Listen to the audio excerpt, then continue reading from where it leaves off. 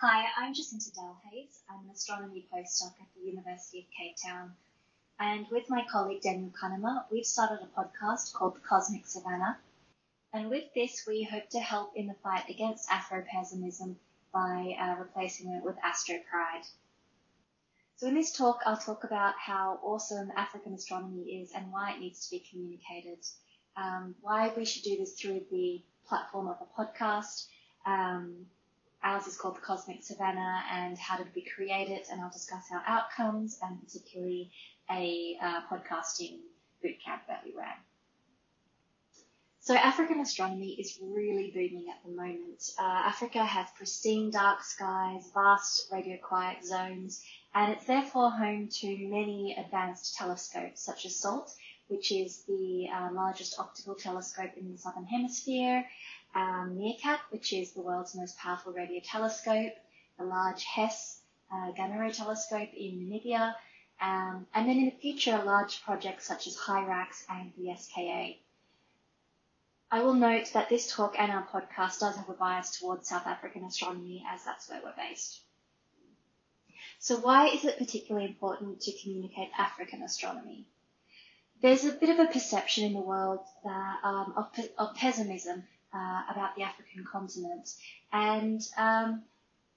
but we want to show that Africa is an amazing place with so many amazing things, and in particular African astronomy is something that the people of Africa and the world can be immensely proud of.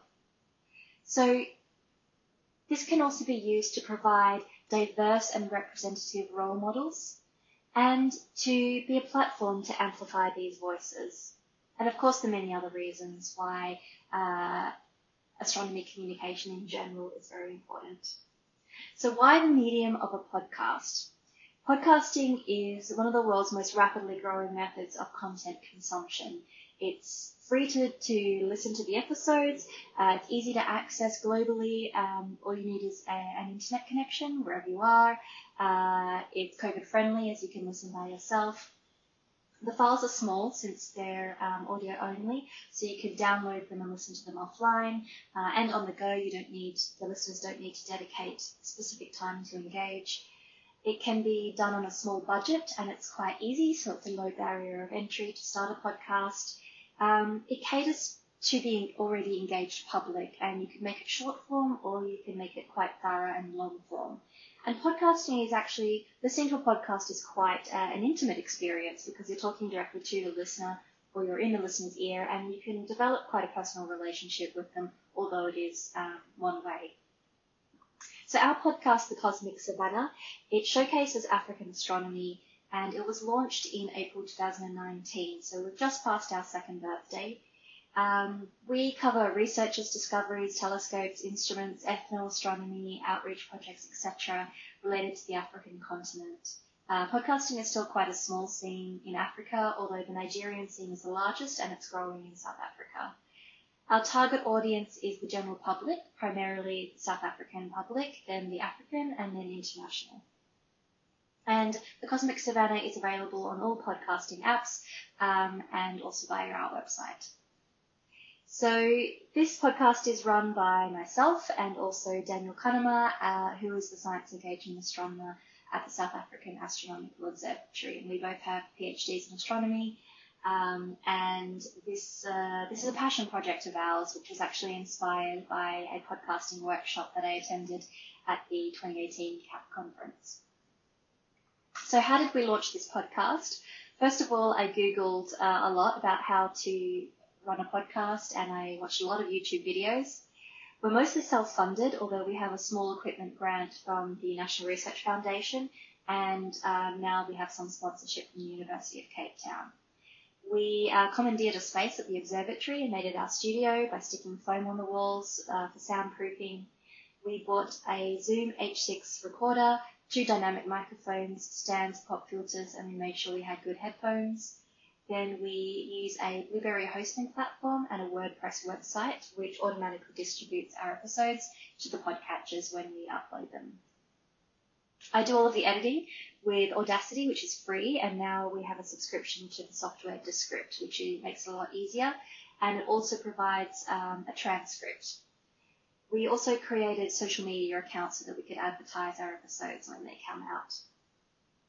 So the format of our podcast, we release fortnightly episodes, each about 30 to 60 minutes long. Each season is about 13 episodes, and Dan and I chat about a topic, and then we interview one or two expert guests. We write show notes for each episode, which are on our website, and we provide full transcriptions for accessibility. And also for this reason, we have now just very recently started a YouTube channel which can generate auto translations to different languages. So some of our outcomes, our successes, we've so far finished 3 seasons, altogether 40 episodes, and 8 mini episodes, which I'll discuss in a minute. In total, 27 or more hours of content, and along with astronomy, we try and spotlight worthy causes and issues such as climate change, and this has led to donations by our listeners to programs such as rhino conservation and education programs for girls in previously disadvantaged areas. We have collaborated with Astronomers Without Borders, and we've received attention from artists, radio stations, and TV who have asked to use our podcast episodes. We were featured recently, as you can see here, on a South African current affairs program called Carte Blanche. Some government agencies are starting to be interested, and we are in negotiations at the moment to try and secure funding for the podcast into the future. And we are very honoured to have been nominated for a Science Communication Award in South Africa. But the real stars of the show are our guests. We've had 67 guests so far, 43% women, 55% black or of colour. 62% of these are based in South Africa or are of South African origin, with several guests from around the world, including the president of the IAU. These guests are from a range of levels, from high school learners to professors, and have a wide range of research and expertise areas, so they're amazing role models. Our audience, we've had about 21,000 downloads from 127 countries. 30% of our listenership is from South Africa, 25% from the USA, and you can see the distribution around the rest of the world. So we think we're hitting our target audiences. We've had some success and reached the top 10 of astronomy podcasts in the South African, USA and Australian charts, and we've reached the South African charts #1 several times. Our episodes are republished on the 365 Days of Astronomy podcast, so thanks to Aviva Yamani for that. And those episodes have had about 94,000 or so downloads, primarily in the US, so taking us to a total of 115,000 downloads, which we're very happy with. It can be sometimes a bit difficult to get feedback from listeners through a podcast, but as you can see here, we've had a lot of wonderful feedback from our listeners showing that we are reaching our goals, such as reigniting passion for science in students, raising awareness, support for those even in COVID quarantine, which is amazing. One thing that we're also very proud of is that we ran a podcasting bootcamp for 10 astronomy postgrad students in South Africa. This consisted of 7 2-hour sessions, and extensive science communication and hands-on podcasting training virtually due to COVID.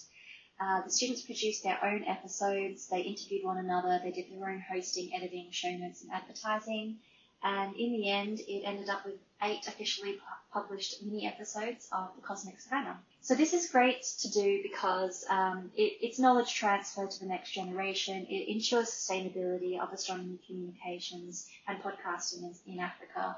The listeners get to hear from a diverse range of voices, and it's great exposure for the students themselves as scientists and for their science. And in return, we get trained volunteers. In particular, Sumari Hatting has now become our social media manager. And the South African Agency for Science and Technology Advancement really liked this idea and has invited us to run more podcasting workshops for South African scientists, even outside of astronomy. So in summary, astronomy in Africa is really booming. The people of Africa and the world need to know about this and be proud. Astronomy communication can be leveraged to fight Afro-pessimism and podcasting is an ideal medium which can be used to amplify underrepresented voices and provide diverse and representative models. The Cosmic Savannah podcast has demonstrated that podcasting can be an effective method of engaging the international and African general public, media and government with astronomy, and our experience has shown that science communication and podcasting skills are highly valued and appreciated in South Africa. Thank you very much, and please get in touch if you'd like to know more.